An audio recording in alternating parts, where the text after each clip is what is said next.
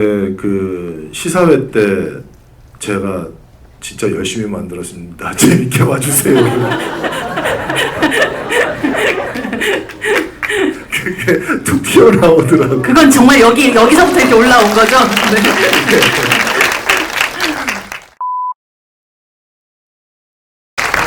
네, 저는 오늘 이 굉장한 영화 헌트의 메가토크를 함께 진행할 배우연구소 소장 백은하입니다. 반갑습니다. 꽉 채워준 여러분들한테도 너무 감사를 드리고, 사실 저는 이 영화를 깐에서 리미에르 극장에서도 보고 여기서도 봤는데 여러분들한테 확실히 말씀드릴 수가 있는 게 깐보다 여기 훨씬 더 좋아요. 여러분들 진짜 좋은 환경에서 이 영화 처음 만나셨다는 생각이 듭니다. 영화 보시고 굉장히 궁금함 같은 것들 갖고 계실 테고, 뭐 또 특별한 인연을 또 갖고 있는 황도현 감독님과 이정재 감독님 두 분 모시고 그 어디에서도 듣지 못한 이야기 함께 나눠보도록 하겠습니다. 큰 박수 부탁드립니다.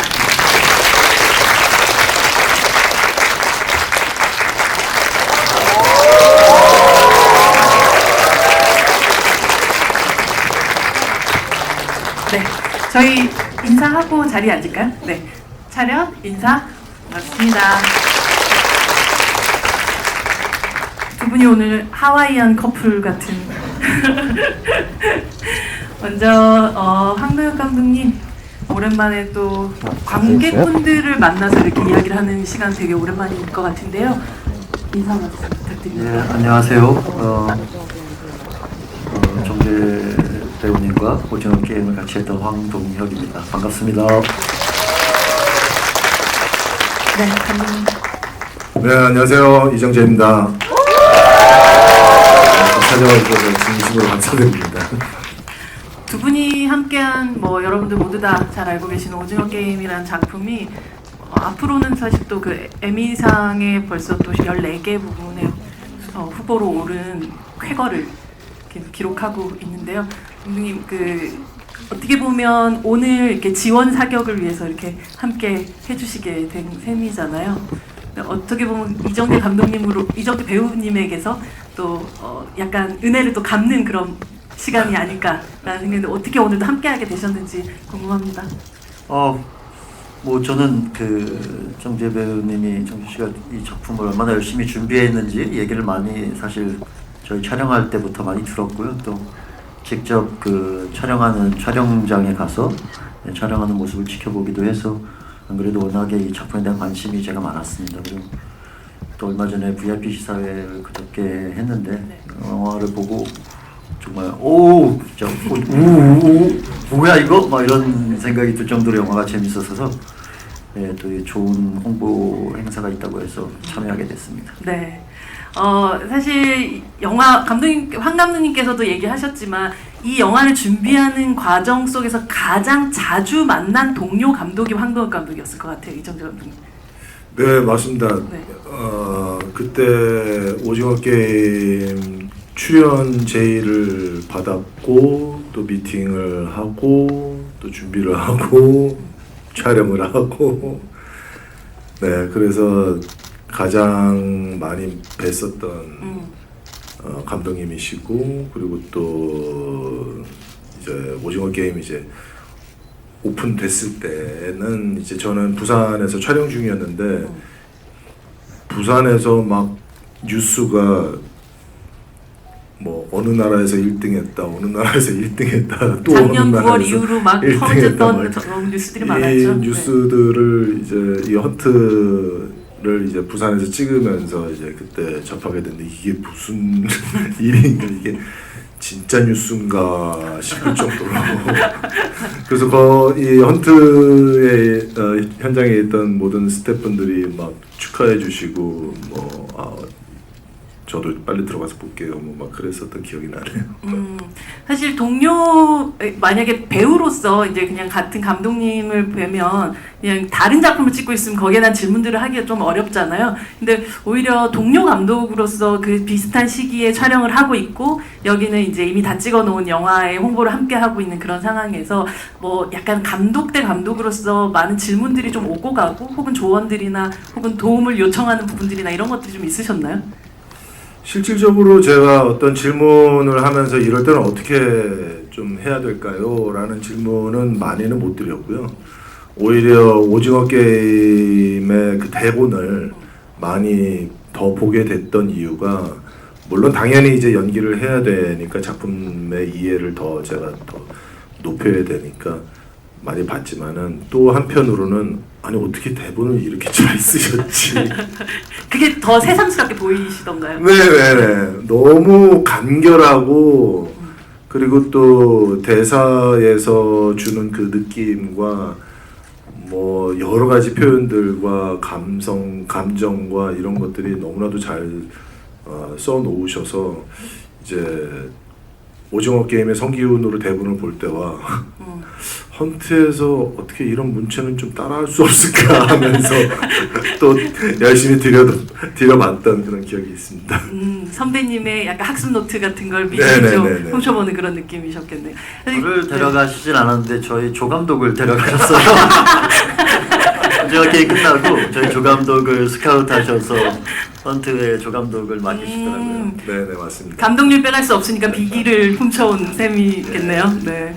사실 그렇게 만약 꽁꽁 좀 뭐 질문을 그렇게 많이 드리지 않고 했다면, 황동혁 감독님은 오히려 영화를 딱 보자마자 굉장히, 아까도 와 하면서 보셨다고 하셨지만, 정말 구체적으로 어떤 면에서 더욱더 놀라운 부분들을 발견하셨는지가 궁금합니다. 아니 뭐 다들 보셔서 알겠지만 뭐 이게 배우가 감독을 했다 뭐 이런 것들을 생각할 수 없게 만들잖아요. 그냥 말 그대로 하나의 멋진 액션 작품이 나와서 사실 보는 동안에 솔직히 처음 들어갈 때는 그래, 뭐 네가 얼마나 만들었지 한번 보자 막 이런 마음으로 들어갔다가 정신없이 정말 그냥 극장에 휴일에 나가서 즐기는 영화처럼 정신없이 빠져서 2시간여를 후딱 지나갔던 것 같아요. 그래서 다 보고 나서 야 이게 뭐지? 저한테는 막 이렇게 좀 걱정되는 얘기를 그랬어요? 많이 하셨거든요. 힘들다. 근데 뭐 이게 엄청난 엄살이었구나 하는 생각이 다 보고 나서 들었습니다. 일단 뭐 기본적으로 배우를 또 하면서 동시에 연출을 한다는 건 저는 사실 상상하기 어렵거든요. 근데 그걸 이 양쪽을 다 뭐 배우로서도 작품에서 너무나 진짜 집중력 있고 멋진 모습을 보여주시고, 또 감독으로서 전체 작품을 컨트롤하고 끌어가는 능력도 다 보여주셔서 사실 생각할 수 없는 약간 어나더 레벨의 모습을 이 작품으로 진짜 보여주신 것 같아요. 너무너무 정신없이 봤습니다, 작품을. 돌이켜보니까 약간 질투난다라고 생각되는 장면들도 있나요? 사실 저는 이렇게 본격 액션 영화를 찍어본 적이 없어서 액션 장면들이 다 정말 놀라웠는데, 특히 진짜 이 해외에 제가 한 번도 안 간 걸로 알고 있거든요, 이 작품이. 근데 뭐 워싱턴 DC, 도쿄, 방콕, 제가 심지어 그 방콕 촬영 현장과 그 워싱턴 DC 현장에 가봤거든요. 비행기 한 번 안 타고 가셨죠? 네, 근데 보는데 잠깐 잊어버렸어요. 여기가 거기라는 사실을. 그 정도로 진짜 뭐 그 해외 로켓을 국내에서 멋지게 액션을 다 담아서 구현해내셨고, 특히 동경 액션 장면 같은 경우는 진짜 손에 땀을 쥐면서, 저는 진짜 동경에 가셨나 하는 생각이 들 정도로 너무너무 실감나게 찍으셨고, 이게 되게 숨돌림 없이 숨쉴 틈 없이 몰아치는 액션이잖아요. 근데 네. 중간에 갑자기 그 이웅평 그 분이 나오시는데, 황정민 황정민 씨, 배우님이 네. 연기하셨던 캐릭터의 모델이라고 제가 할 수 있죠. 네. 어릴 때 실제로 이제 겪었거든요. 저 이웅평의 귀순을. 제가 남한강변에서 피서 중이었는데, 가족들과 물놀이 중이었는데 사이렌이 울리고 인천에 공습이 시작됐다고 해가지고 다 같이 빨리 집으로 돌아가라고 막 난리가 났었던 기억이 있어요. 실제 전장에 났다라고 해가지고. 그 기억도 떠오르면서 이 숨 돌릴 틈 없이 빡빡한 액션에서 과연 이웅평이라는 사람이 갑자기 나와서 무슨 역할을 하려고 하는지 보는데, 그 배우분이 나오신 것도 놀라웠지만 뭔가 잠깐 그 코믹하게 정말 이웅평이 라면이 먹고 싶어서 기승했나? 이 코믹한 어떤 숨쉴 공간을 마련해 주면서 동시에 그 사람이 가져온 그 암호 프리 책을 이용해서 다음으로 넘어가는 또 그 연결고리로 절묘하게 쓰셨더라고요. 그래서 야, 이건 진짜 깜짝 놀랄 만한 재치와 센스가 보이는 그런 장면이었습니다. 그래서 이 작품에서 굉장히 약간 도드라지는 네. 그런 순간이었던 것 같아요. 맞습니다. 제가 말씀하셨던 것처럼 저희 이제 대기하고 있을 때 야 도쿄 장면은 어떻게 찍은 거야?라고 어디서 찍은 거야?라고 물어보시기도 했는데 그렇게 보면 이 영화는 뭐 코로나면 코로나 혹은 여러 가지 장애물들이 굉장히 많은데 그 장애물들을 굉장히 좀 슬기로운 방식으로 대처하면서 오히려 더욱더 좋은 효과들을 만들어낸 부분들이 분명히 있었던 것 같아요. 도쿄 장면은 어디서 찍으셨습니까? 그래서 도쿄는 부산에서 찍었습니다. 워싱턴은 여의도고 방콕은 저기 강원도 고성. 국내에 사실은 이제 세트가 아닌 시가전을 네. 그렇게 국내든 뭐 해외든 이제 야외에서 그렇게 실감나게 또 그리고 대규모로 찍어낼 수 있다는 것 자체가 굉장히 큰 도전이라는 생각을 하거든요. 네. 그리고 또 시대가 다르기 때문에 네. 그 시대상을 또 지우는 것들도 굉장히 큰 또 도전이기도 했을 네. 테고요. 네. 맞습니다. 사실 그런데 저희가 촬영을 많이 이제 하다 보니까 이제 동경을 실제로 가서 찍을 수 있을까라는 생각을 하다 보면은 불가능일 거라고 이제 생각을 했고 또 그렇다고 그러면은 일본의 어떤 그런 모습을 또 그래도 잘 담기 위해서 동경이 아닌 일본의 다른 지역으로 가서 찍을까까지도 생각을 했지만은 이 총격 액션을 찍는 것은 일본에서는 거의 불가능하지 않을까라는 생각을 하게 됐고요. 그리고 또 태국에서 폭파신도 역시 그 사원들이 근처에 많이 있다 보니까 그런 것이 좀 허가받기가 굉장히 어렵다는 거를 제가 다만하게에서 구화소설을 찍으면서 이제 많이 듣게 됐거든요. 그래서 시나리오 쓸 때부터 동경과 태국은 한국에서 찍으려고 생각을 하고 시나리오를 썼고요. 그리고 또 워싱턴은 뭐 미국은 한국에서 도저히 해결이 안 된다. 그래서 현지 프로덕션도 정했고 또 그러면서 10번 이상의 회의를 가지면서 촬영 날짜도 정했습니다. 그랬는데 코로나 상황이 미국이나 한국이 그때 좋아지질 않아서 그래서 계속 뒤로 미루고 몇 번을 미루다가 결국에는 못 갈지도 모른다라는 그 연락을 받았고 그래서 못 갈 수도 있는 거에 대한 대안을 이제 급하게 찾다가 여의도에서 예, 죄송합니다. 하지만 우리 모두 누구도 눈치채지 못한 뭐 마치 그곳에 모두 다 간 것 같은 느낌이 드는 그런 영화기도 했었고 사실 황도현 감독님도 말씀하셨지만 진짜 정신 없이 흔히 말하면 뭐 강약 중강약이 아니라 강강으로 또 이루어져 있는 이 영화에서 유일하게 기괴한 쉴 틈을 주는 등장 인물이 바로 황정민 배우기도 했던 것 같아요. 두 분의 또 뭐 정청과 이자성의 전사들을 또 생각해 보면 가장 애틋하게 쓰여진 캐릭터가 아닌가 싶기도 한데 그 역할을 사실은 전체 영화의 톤 앤 매너 안에서는 가장 이질적인 순간을 만들어냈었던 그 어떤 의도들을 감독님께 좀 듣고 싶습니다. 사실 누군가로 인해서 단서가 탁 풀리면서 전체 그 스파이를 잡을 수 있는 그런 그 모멘텀으로 이렇게 딱 바꾸는데 어떤 방법이 필요할까 또 어떤 인물이 필요할까를 고민하다가 이제 좀 다른 국면으로 이제 넘어가는 그 분기점이 조금 더 극명하게 보였으면 하는 그런 생각 때문에 새로운 인물이 이제 그런 역할을 해주면 좋겠다라고 생각했고 또 쓰다 보니까 이제 정민이 형이 이제 생각이 났죠.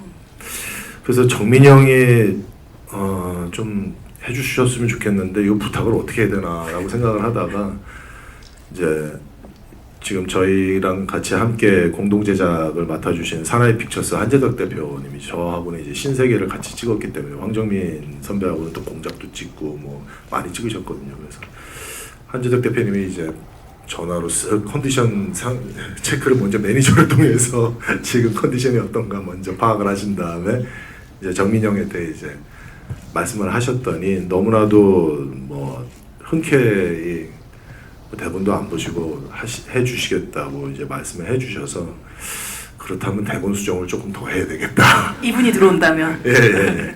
그래서 조금 더 재미적인 어떤 그런 위트나 또 들었다 놨다 하는 어떤 그런 그 형만의 아주 특출난 그런 연기력을 조금 더 보여드린다면 관객분들이 훨씬 더 좋아하시지 않을까 싶어서 막 들었다 놨다 총도 뺏고 뭐 허허허허 하면서 막 웃으면서 책상도 다시 갖다 놓고 뭐 그런 장면으로 조금 더 수정을 해서 이제 드렸죠.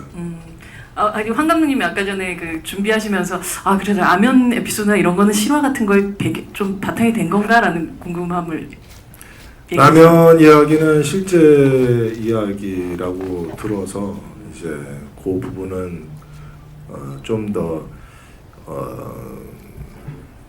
사실은 써야 될지 말아야 될지 고민을 많이 했는데요. 그래도 쓰는 것이 조금 더 영화적인 어떤 그런 풍요로움에 좀 더 도움이 되지 않을까 싶어서 쓰게 됐습니다.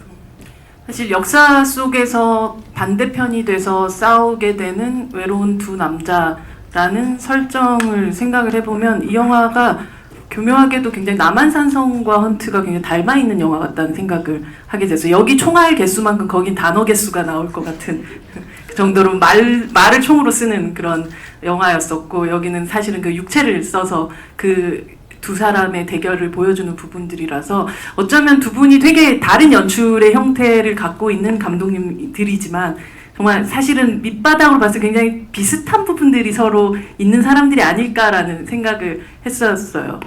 MBTI나 뭐 이런 함께 굉장히 사실은 지난 2년 동안 너무 긴 시간 같이 했던 부분들이 많으셨던 그 동료라서 서로에게 있어서 가장 비슷하다고 생각한 점들이 어떤 건지가 좀 궁금하더라고요. 글쎄요, 저 MBTI를 안 해봐서. 네, 안 해보셨어요? 네, 그걸 자꾸 하라고들 하는데 제가 집중력이 떨어져서 막 20, 30분 이상 뭘 잘 못해서 시도를 하다가 맨날 실패했는데 그냥 뭐라 그럴까요? 그럼 잘 맞는 뭔가 느낌이 있었어요, 항상. 뭐 일단 그 제 작품을 좋아해 주시기도 하셨고, 저희 촬영하면서 항상 현장에 또 세트장에 오시면 그 세트나 이런 것들도 너무 항상 마음에 들어 하셔서 뭔가 이 코드가 기본적으로 작품을 보는 눈이든 뭐 아니면 뭐 어떤 뭐 예술이나 시각적인 어떤 부분에 대한 어떤 감각이든 그런 것들이 굉장히 잘 맞는구나 하는 생각을 그 작품을 찍을 때부터 계속 하고 있었고요.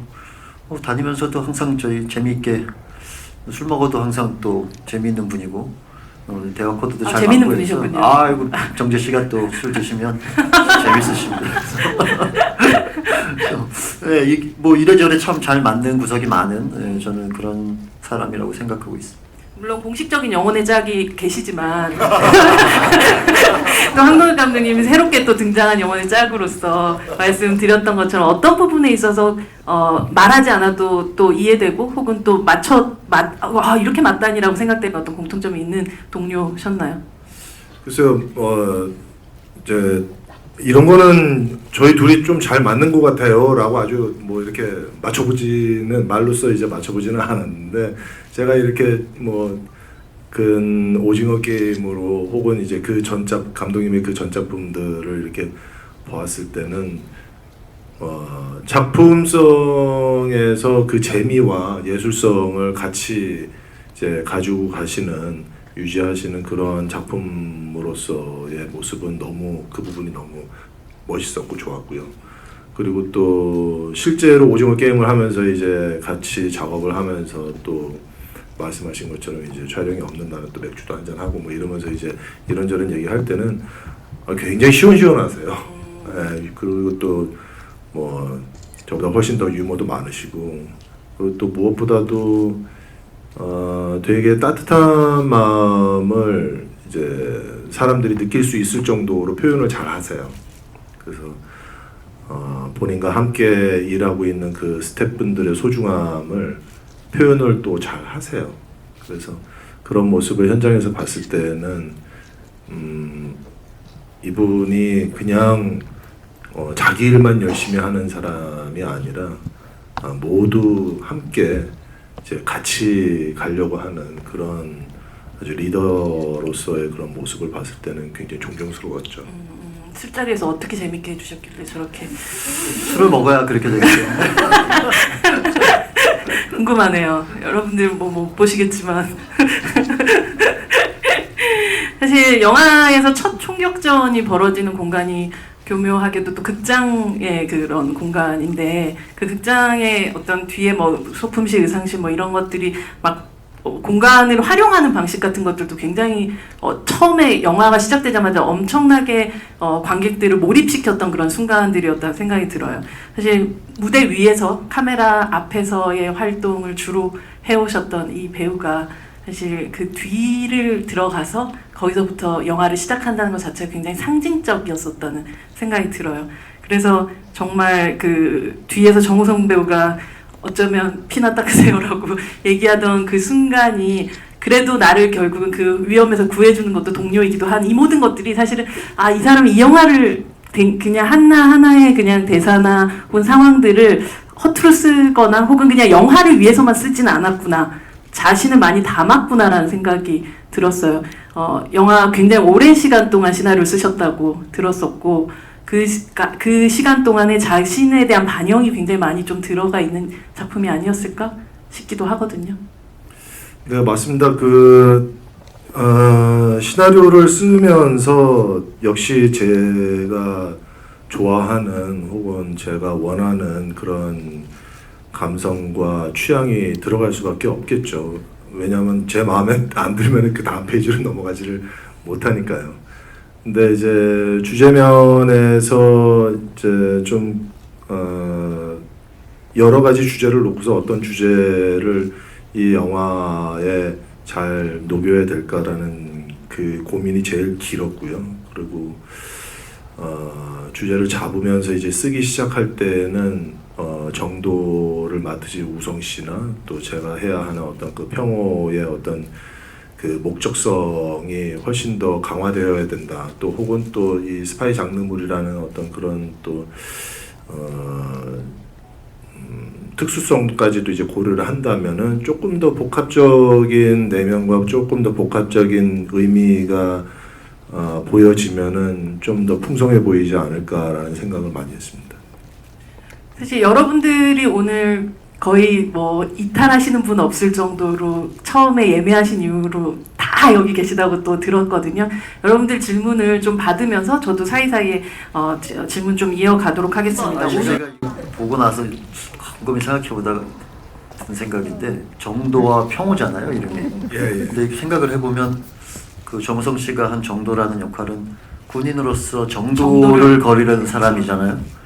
그리고 평호는 전쟁에 반대하는 평화주의자란 말이에요. 그래서 혹시 그 1인들의 혹시 그런 생각을 하고 지으신 건지 궁금했습니다. 모든 사람들이 4, 5, 6 무슨 의미냐고 막 계속 묻고 막 이런 것 때문에 갑자기 그거는 사실상 제가 판권을 처음에 구입했을 때 남산이라는 시나리오 초고에 네. 설정되어 있는 이름인데요. 그래서 상당 부분이 많은 부분이 이제 바뀌면서 이름마저도 이제 바꾸려고 했습니다. 근데 공교롭게도 정도가 제가 정도 인물을 많이 바꾸면서 그 바뀐 인물과 굉장히 좀 잘 어울리는 이름이었고 평호 역시도 마찬가지여서 그래서 유지하게 됐습니다.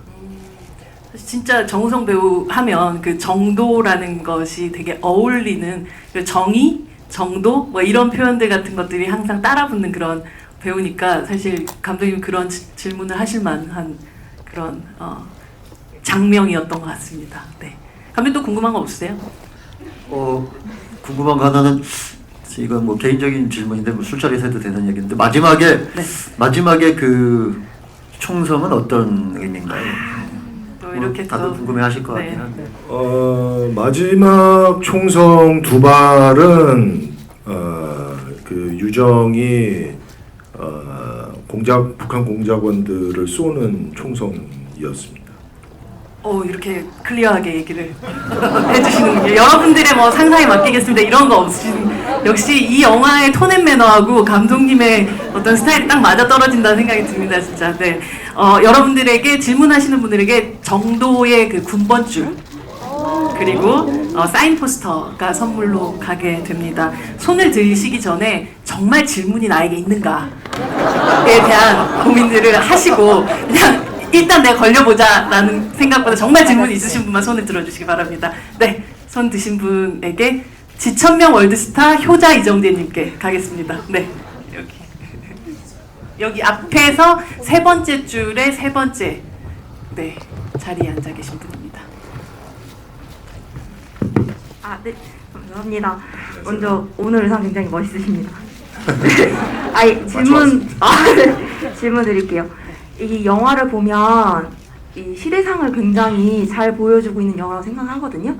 근데 그 시대상을 구현하면서 이제 소품이나 의상 이런 걸 많이 신경을 쓰신 것 같은데 혹시 그 중에서 이거는 참 조달하기 힘들었다 하는 소품이나 뭐 의상이나 이런 게 있으셨는지 궁금합니다. 감사합니다. 감사합니다.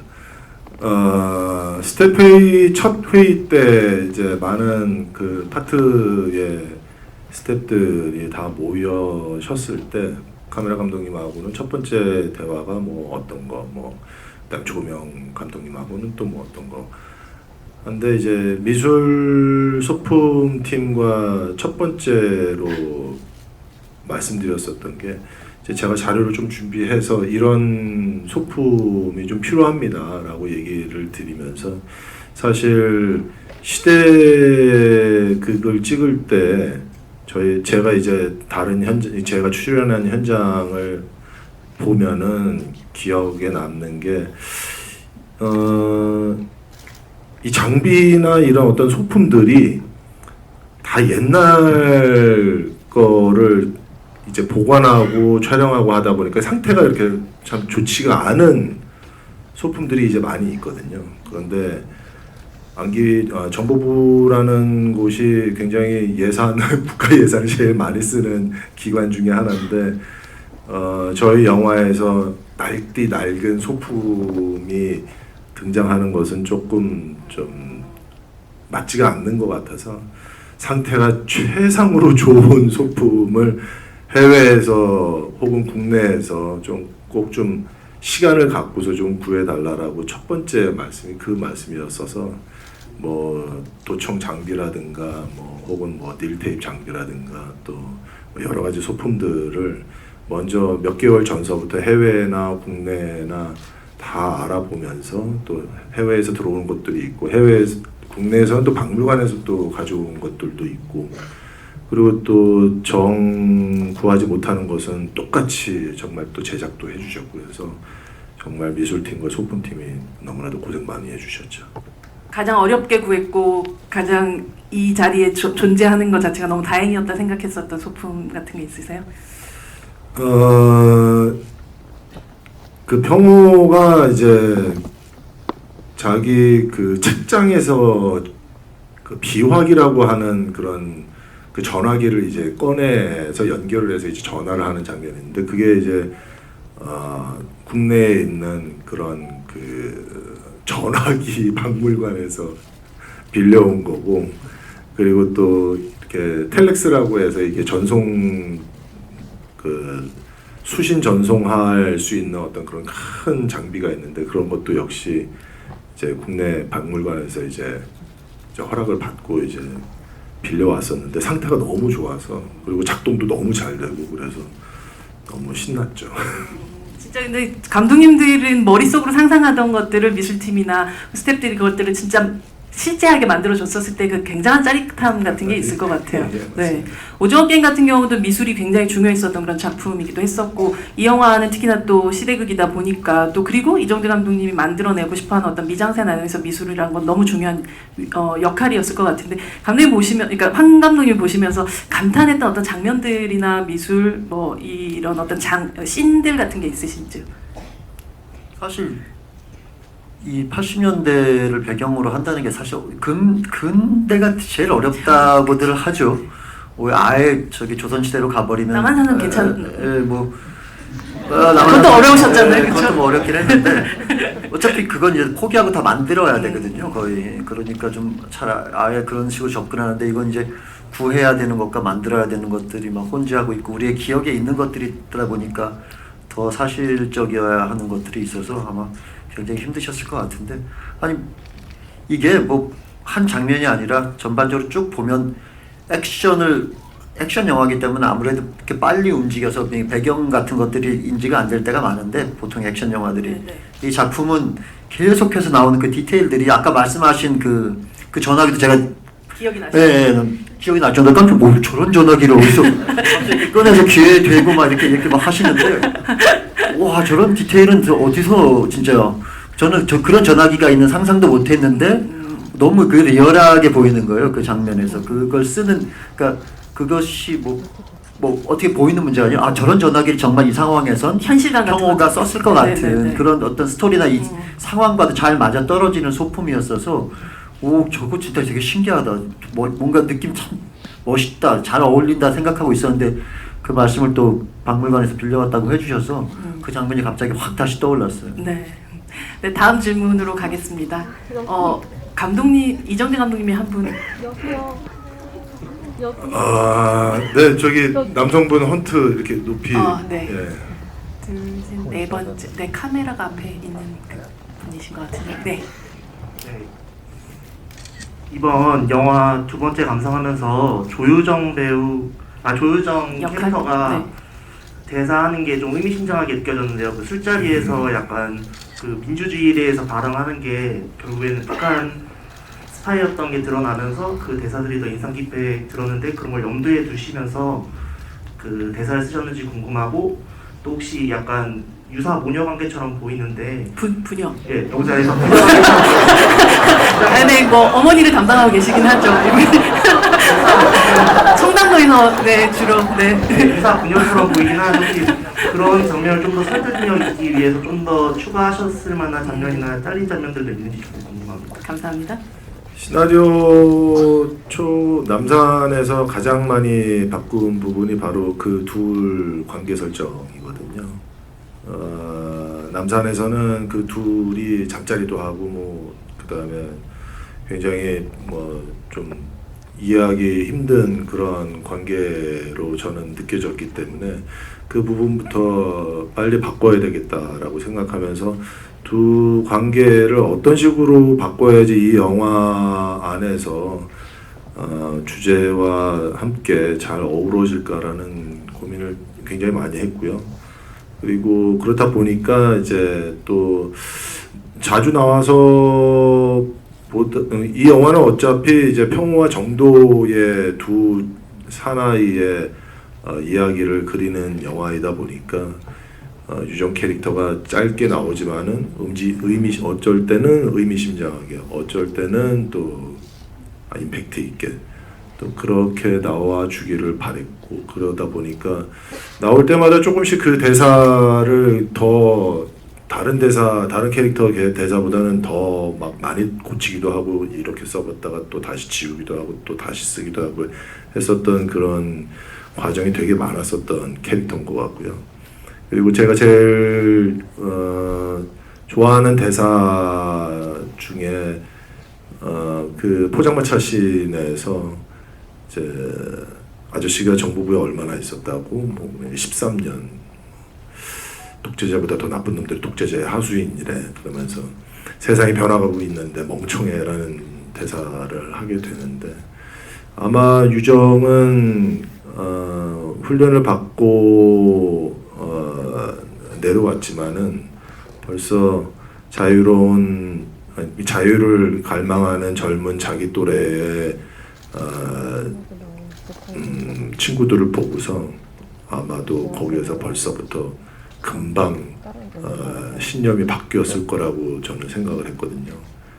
자기는 벌써 이렇게 바뀌었는데 너는 얼마나 이 생활을 하고 있냐라고 되묻는 장면이었고 13년이라고 얘기하고 세상이 변하고 있는데 멍청해라는 다시 유정의 얘기를 하고 그리고 이제 아마 평호는 그러면서 이 아이의 변화를 계속 눈여겨봤을 거고 그러면서 본인도 아마 조금씩 금이 가지 않았을까 그러면서 이 유정은 좀 보호해주고 싶은 마음이 더 들었을 것이고 마지막 평호의 대사가 넌 다르게 살 수 있어라는 대사까지 연결이 되는 걸로 네 이렇게 쓰게 됐습니다.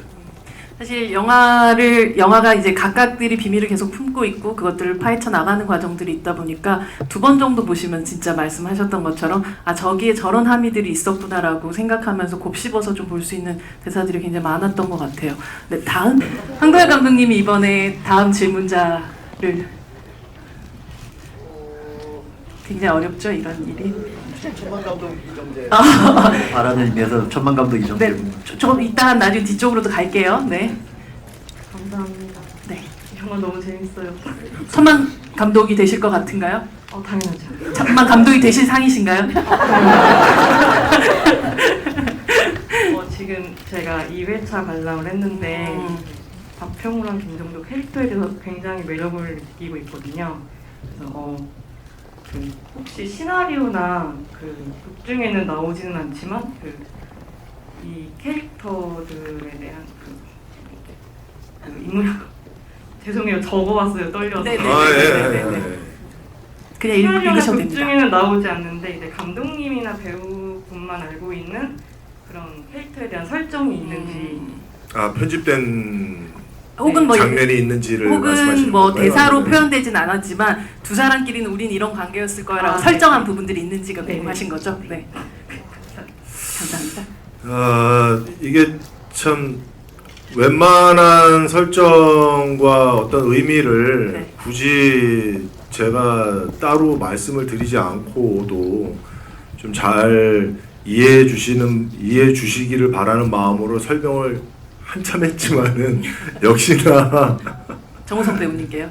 아니 이제 뭐 정우성 씨, 우성 씨도 역시 마찬가지고 뭐 다 그랬지만은 사실상 영화 스피드가 워낙에 빠르고 또 내용이 이제 담겨져 있는 내용들이 좀 많다 보니까 조금 이제 전달을 조금 하는 데 있어서 조금 제가 좀 부족한 면이 있지 않았나 싶어서 좀 그런 면에서는 좀 죄송스럽게 생각하는데 이제 평우와 정도는 제가 생각했을 때는 같은 방향을 바라보고 또 같은 희망을 꿈꾸는 남자들이라고 저는 생각을 했고요.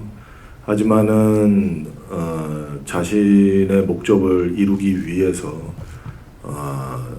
굉장히 과감하게 이제 자기의 행동을 보여주는 그런 두 인물이라고 생각했고 또 초반에 아주 격렬하게 부딪히는 장면서부터 시작을 해서 그리고 이제 조직 내 스파이를 잡는 데 있어서 서로를 지목하면서 또 더 격렬하게 이제 부딪히는 걸로 이제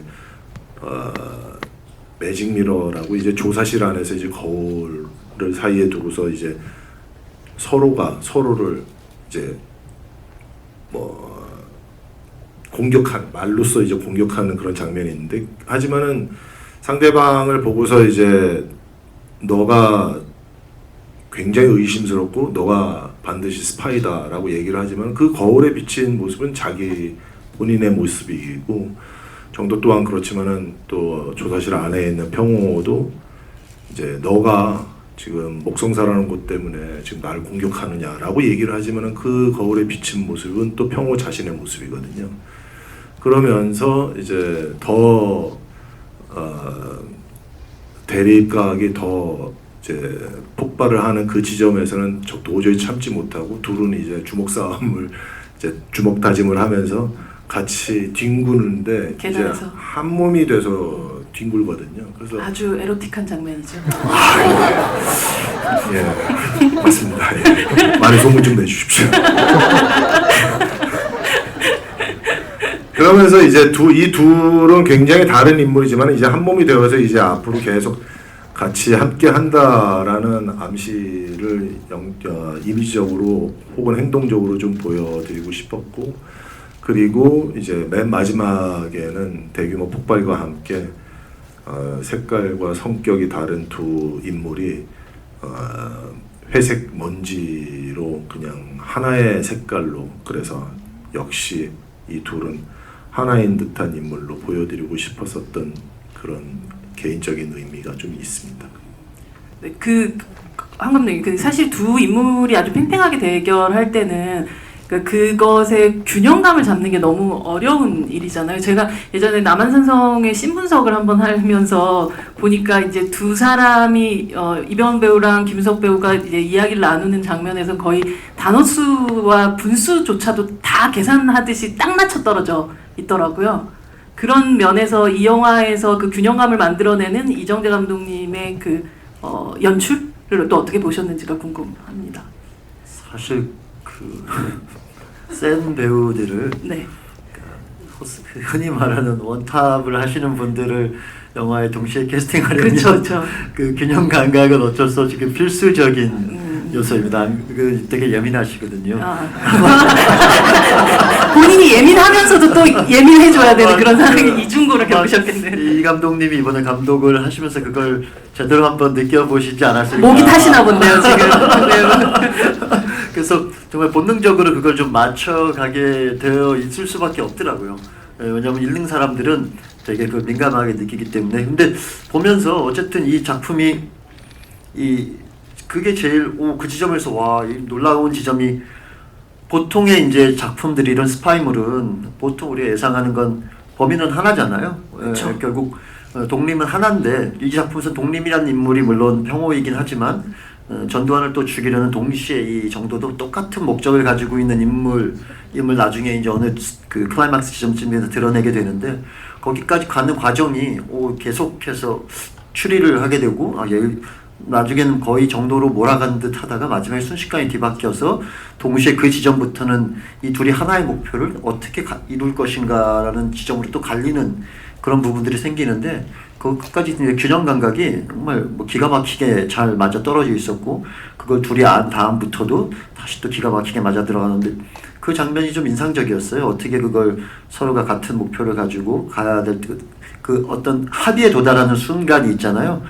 그 장면이 평호가 같은 북에서 온 공작원들한테 고문을 당하고 위협을 당하고 할 때 정도가 갑자기 기습을 하면서 태우려다 만 쪽지 하나를 마저 태워주는 그 정보를 감춰주는 장면이 있는데, 그걸 보통 말이나 이런 것들로 되게 표현하기가 쉬운데 대사 한마디 없이 행동 하나로 둘이 여기서 한 배를 타는 모습을 그 장면을 표현해 줬을 때 거기서 연출을 좀 할 줄 아시는구나 하는 생각이 그 장면에서 제일 많이 들었습니다.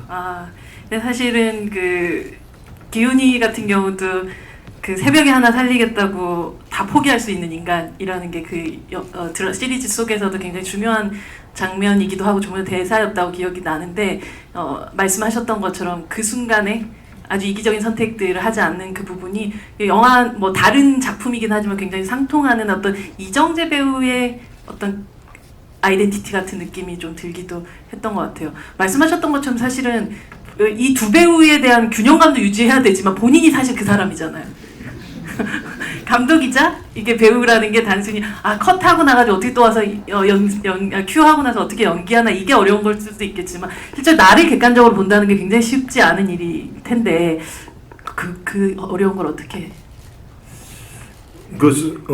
저도 사실은 제가 경험을 해보지 않고 있었을 때는 그게 가능한가? 너무 어려운 일 아닌가? 너무 쑥스러운 일 아닌가? 이런 생각을 많이 했었고요.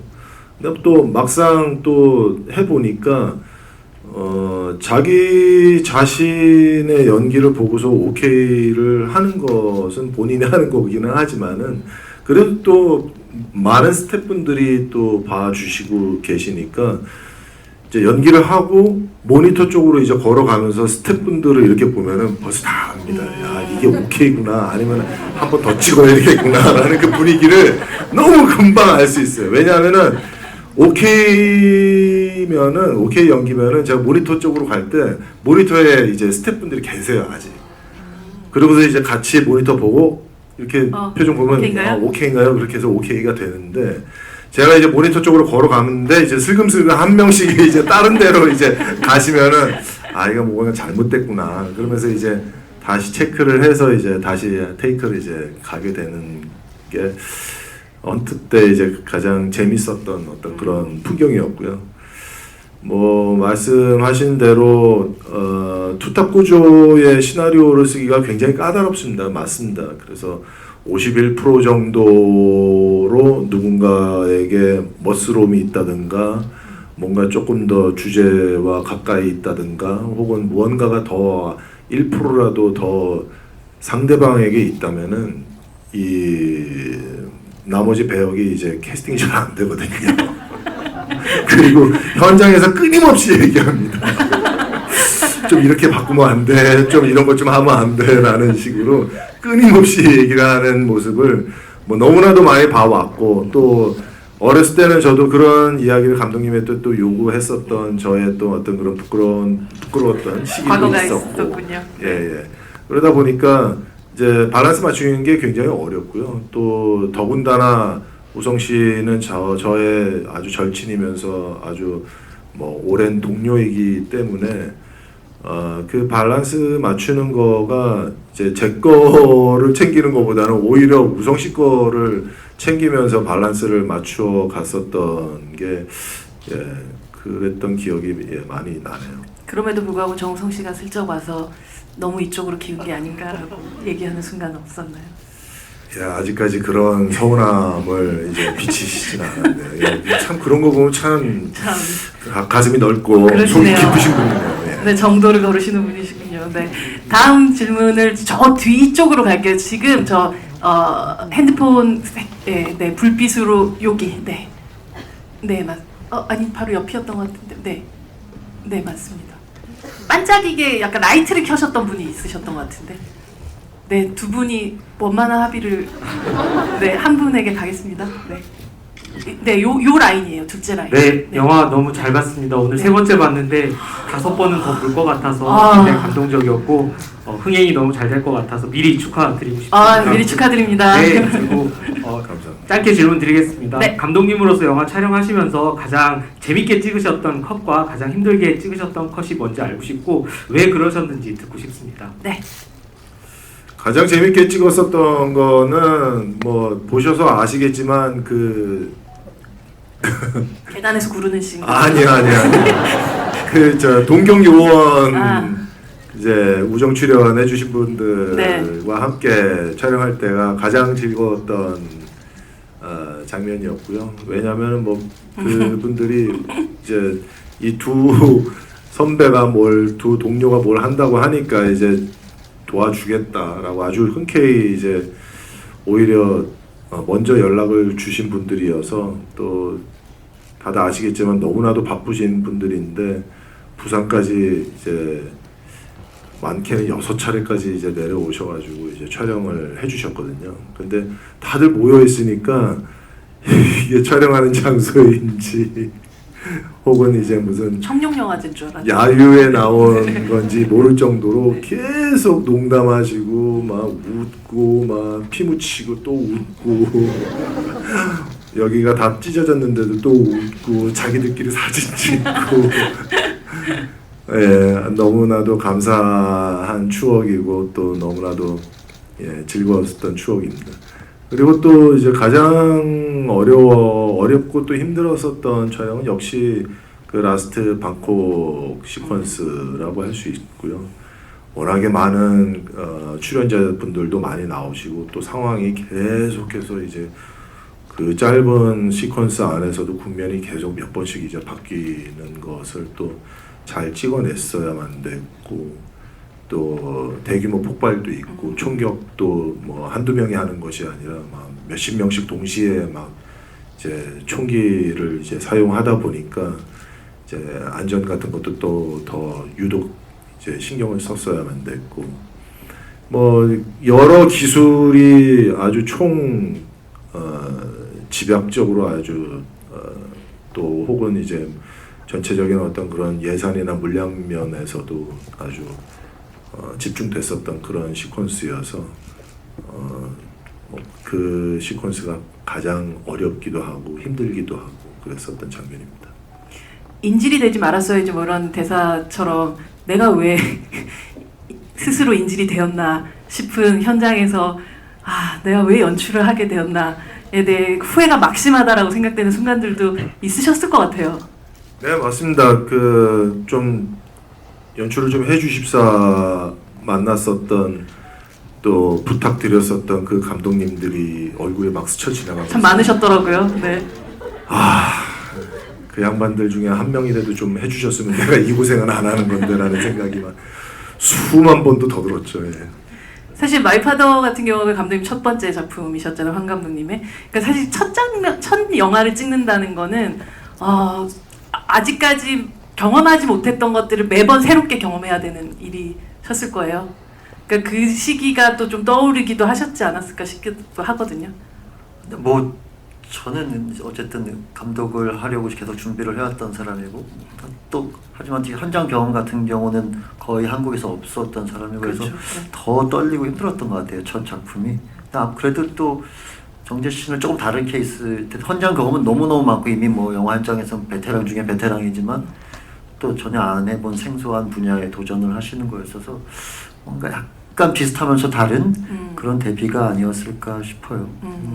신인 감독은 힘들죠. 신인 감독이 제일 힘든 건 신뢰를 얻어야 되는데 배우와 스태프들로부터 감독으로서 사실 예, 그렇죠. 그 신뢰를 얻는 과정이 이제 되게 까다로운 거죠. 왜냐하면 저보다 다 이 분야에서 더 많은 시간들을 보내왔던 사람이 대부분이고, 그래서 얘가 어떻게 하나 보자라고 이렇게 눈에 쌍심지를 켜고 다들 보시기 때문에 그 처음에 한 달 뭐 예를 들면 한 10회차 안에서 내가 과연 이들의 신뢰를 획득할 수 있는가? 그게 제일 두렵고 힘들었던 일인 것 같아요. 근데 아마 뭐 어느 정도는 비슷한 느낌을 가지지 않으셨을까 싶어요, 감독으로서. 어떠셨어요? 네, 맞습니다. 되게 핸디캡 중에 하나가 연기자가 연출을 한다는 것에 대해서 이제 아주 좋은 사례가 뭐 많지가 않아서 네.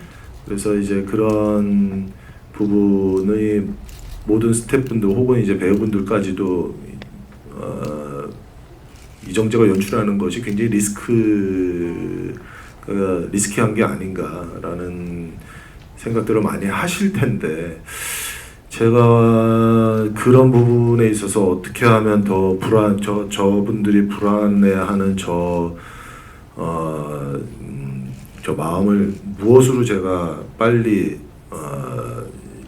감독님이 말씀하신 것처럼 신뢰를 드릴 수 있을까라는 거에 있어서는 역시 시나리오와 그 다음에 또 프리를 준비하면서 회의를 해 나가는 과정에서 제가 더 준비를 많이 해서 더 생각을 많이 얘기하고 또 의견이 다르다면은 굉장히 또 논리적으로 설득을 해야 되고 또 어떨 때는 또 그분의 아이디어가 좋다라는 것은 바로바로 그 자리에서 인정을 해서 바로 또 수정을 또 해 나가야 되는 부분이 역시 신뢰를 쌓을 수 있는 그런 물리적인 시간은 좀 필요했습니다.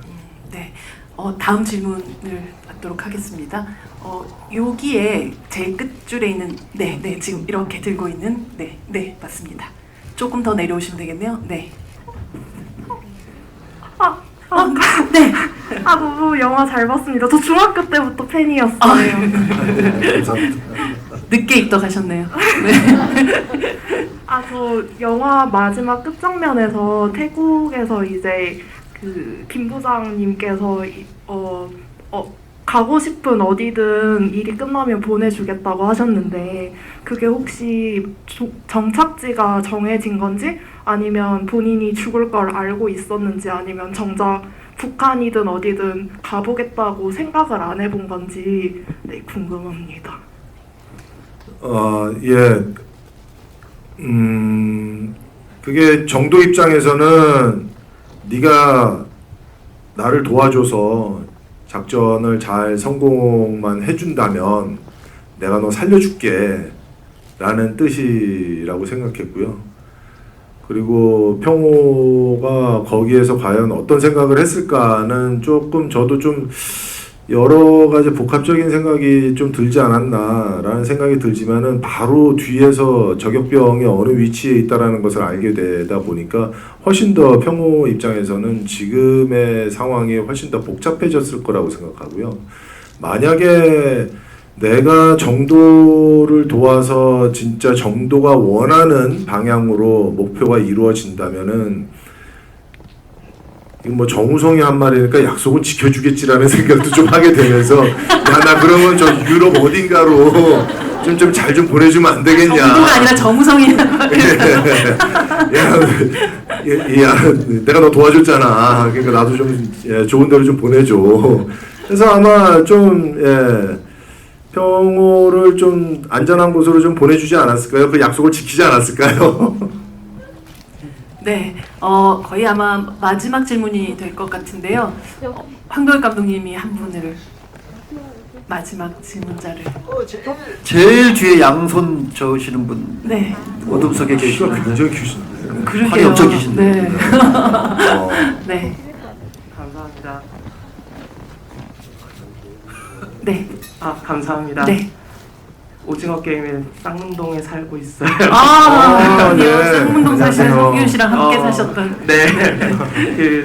저는 이제 스파이 이제 간첩으로 지목되는 그 독림이랑 천보산이라는 그 단어가 좀 어떤 의미가 있는지에 대한 좀 궁금증이 있었어요. 이제 70년대 보면은 이제 동백님 사건이라고 해서 실제로 그 간첩 이제 사건이 있었던 걸로 저는 이제 기억을 하는데 혹시 그 독림이라는 그 단어 자체도 좀 그런 데서 어원이 온 건지 아니면 또 다른 의도가 있었는지 좀 그런 부분이 좀 궁금합니다. 천보산도 마찬가지로 네. 어떤 의미가 들었는지 궁금합니다. 독림이라는 그 코드네임은 원래 그 남산 초고에 있는 이름인데 그게 왜 독림인지는 설정이 되어 있었거든요. 근데 제가 수정을 하면서는 그 독림의 그 이름 풀이 과정이 그 장면이 저한테는 사실 중요하지가 않는 장면이어서 저는 그 선택을 하지 않았고요. 하지만은 독림이라는 지금 방금 전에 말씀하신 다른 사건도 이제 그런 비슷한 그 이름이 또 저도 자료를 찾다가 이제 알게 됐고 그러다 보니까 독림이라는 코드네임은 유지를 하는 것이 조금 더 좋지 않을까라는 생각을 했고 또 왜 독림인지에 대한 그 설명의 장면은 선택을 하지 않았습니다. 천보산 역시 이제 특별한 그 이름의 뜻은 없고요. 독림과 천보산 이제 평화와 유정 이 필요한 그 코드네임으로서만 존재하는 이름입니다. 남도 북도 아니고 동쪽이 아니었을까 싶기도 하거든요. 두 사람이. 네네네. 사실 이 영화 아까 캐스팅에 대한 이야기들도 많이 뭐 나오기도 했지만 약간 이 영화의 캐스팅을 보면 내일이 없는 감독이 찍은 어떤 선택이구나. 내가 두 번째 영화를 찍을 수 있을지 없을지 모르겠으니 내가 가지고 있는 모든 주변을 다 때려 박으리라 이런 느낌 같은 것들도 사실 있어요. 근데 그건 모든 첫 번째 영화를 찍는 감독들의 동시에 두려움이기도 한 것 같거든요. 사실 찍으면서 혹은 준비하면서 나한테 다시 연출의 기회가 주어지지 않을 수도 있지 않을까라는 그런 두려움 같은 것들은 사실 없으셨는지 궁금해요. 뭐 지금 보니까 한 100편도 더 찍으실 것 같기도 하지만. 아니요. 저는 연기를 더 열심히 할 거고요. 네. 근데 이제 많은 스태프분들과 배우분들이 굉장한 열의를 보여주셨고 그 첫 회의 때서부터 계속 회의가 진행될 때마다 이 정도로 열심히 준비하시고 열의를 보이시나라는 그 모습에 되게 좀 많이 놀랬고요. 그리고 또 이분들이 배우만큼의 아티스트들이구나라는 생각을 굉장히 크게 갖게 되다 보니까 이제 좀 더 저도 분발하고 좀 더 열심히 해야 되겠다라는 생각을 하면서 모든 것을 다 이제 쏟아내야 되겠다라는 그런 책임감으로 일을 하게 됐습니다. 그래서 그렇죠. 예, 저에게 두 번 다시 연출은 없다. 절대라고 말씀하시면 안 되는데 사실 그러고 나서 그 감독님은 두 번째 수상한 그녀를 찍으셨잖아요. 그렇죠? 저요? 네. 세 번째예요. 세 번째 수상을 도가니를 찍으셨잖아요. 두 번째. 그러니까 사실 뭐 항상 감독님들은 두 번째, 세 번째들이라는 걸 이제 예상하지 못한 상태에서 그 작품들에 임하게 마련이잖아요. 저희가 오징어 게임 2를 절대 안 할 거라 그랬거든요. 그렇죠. 네. 절대 다시는 시리즈를 하는 일이 없을 거라고 제가 찍으면서 너무 힘들어서 맹세를 했는데 결국 다시 하게 돼서 절대로 장담하지 마시라고 말씀드리는 겁니다. 어쩌면 다음 작품을 연출할 감독으로서 혹은 오징어 게임 2를 함께 찍을 또 배우로서 이번 또 헌트라는 작품을 보고 나서 이정재 배우에게 또 약간 서로 둘이 있을 때 좀 민망하지만 여기서 꼭 해주고 싶으셨던 말씀이 있으면 마지막으로 좀 들어봤으면 좋겠습니다. 진짜 이렇게까지 해낼 줄 저도 예상을 못했어서 진짜 너무너무 그간 들인 공과 이 작품에 대한 애정과 노력이 모든 컷에 다 묻어났어요. 그 정도로 정말 진심을 다해서 이렇게 열심히 했구나 하는 생각이 들어서 진짜 또 놀랐고, 그래서 좋은 재능을 가지신 것 같으니까 섞이지 마시고 좋은 기회가 오면 또 또 배우 하시다가 또 어느 그 영감이 오는 순간이 있으시면 다음 작품을 다시 또 영화제 팬으로서 이정재 감독님의 다음 작품도 한번 꼭 보고 싶다는 말씀을 드리고 싶어요. 네, 큰 박수 부탁드립니다. 이정재 감독님 오늘 사실 한결감에 굉장히 귀한 걸음 해주셨고 네, 맞습니다. 또 이 귀한 만남을 위해서 정말 꽉 채워주신 관객분들에게도 너무 큰 감사함이 있으실 것 같은데요. 마지막 또 인사와 함께 또 감독님에게도 사랑을 한번. 사실 제가 어느 순간서부터 무대 인사를 이제 다니면서 정말 열심히 만들었습니다. 재밌게 봐주세요라는 말을 안 하기 시작했어요. 열심히 만드는 건 당연한 거고 또 열심히 만드는 것 때문에 재밌게 봐달라는 말이 어느 순간서부터 이렇게 목에서 이렇게 탁 걸리면서 나오지를 않더라고요. 이게 너무 형식적인 말 아닌가라고 생각이 들기도 하고 뭐 좀 더 진실된 이야기를 좀 더 했으면 좋겠다라는 생각으로 되면서 또 좀 다르게 이제 얘기를 이제 하기 시작했는데, 얼마 전에 이제 그 시사회 때 제가 진짜 열심히 만들었습니다. 재밌게 봐주세요. 그게 툭 튀어나오더라고요. 그건 정말 여기서부터 이렇게 올라온 거죠? 네. 뭐 정말 많은 분들이 수고와 노력과 또 열의를 또 여기 이 영화에다가 다 쏟아 부으신 거를 제 눈으로 또 제 몸으로 다 느끼면서 봤기 때문에 제가 대신해서 말씀드리겠습니다. 진짜 정성을 담아서 찍었고 만들었고 부디 재밌게 봐주셨기를 바랍니다.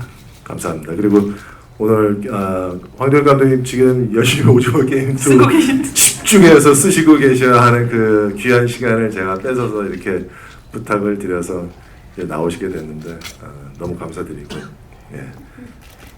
부디 재밌는 시나리오 기대하겠습니다. 최선을 다하고 있습니다. 너무 두 분의 또 다음 작품이 기대가 되고 또 사실은 이 헌트라는 작품을 또 보신 이후에 아마 또 황도현 감독님이 그리는 성기훈은 조금씩 또 톤이 또 달라지지 않을까라는 생각도 좀 들기도 해요. 예, 약간 그런 면이 좀 있는 것 같습니다. 시즌 2에서 보여줄 성기훈의 모습이 이 작품에도 좀 있는 것 같아서 많이 또 참조가 될 것 같아요. 네, 기대해 주시면 감사할 것 같습니다. 사실 헌트는 배우 출신 치고 혹은 아니면 신인 감독임에도 불구하고 잘 만든 영화라는 생각보다 정말 베테랑 배우 출신답게 노련하고 또 신인 감독답게 과감하고 그리고 야심찬 그리고 기대 이상으로 사실 엄청난 작품이 탄생했다는 생각을 합니다. 감사드리고요. 황도현 감독님 그리고 이정재 감독님에게도 큰 박수 같이 치면서 의자를 마감하도록 하겠습니다. 감사합니다. 감사합니다.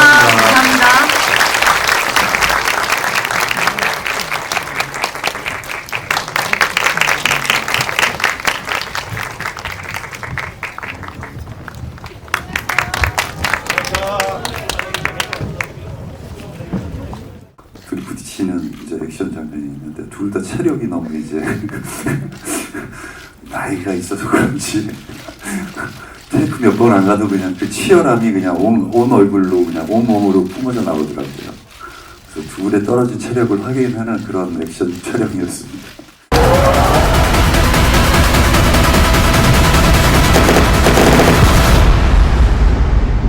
난 네가 반드시 동님이라고 생각해.